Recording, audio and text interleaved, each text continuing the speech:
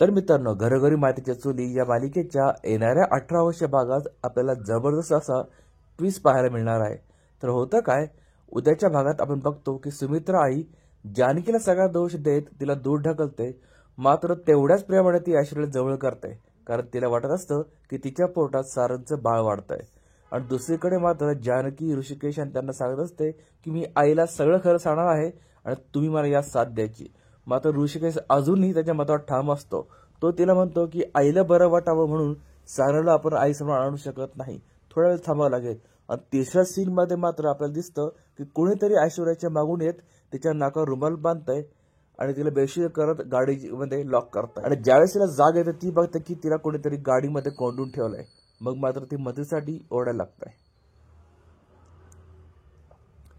आणि तिला जेव्हा जाग येते तिला दिसतं की आपल्याला कोणीतरी गाडीत कोंडून ठेवलंय. म्हणून ती मदतीसाठी मदतीसाठी मदत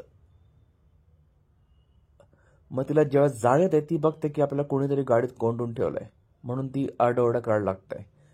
तर मित्रांनो, उद्याच्या भागामध्ये आपल्याला खरंच जबरदस्त ट्विस्ट बघायला मिळणार आहे, कारण स्वतः ऐश्वर्याला कोणीतरी कोंडून ठेवलंय. तिला कोणी कोंडून ठेवलंय आणि का कोंडून ठेवलंय हे जाणून घेण्यासाठी उद्याचा भाग आपल्याला बघावा लागेल. त्याकरता चॅनल सबस्क्राईब करून बेल आयकॉन जरूर प्रेस करा. तर भेटूया पुढच्या भागामध्ये.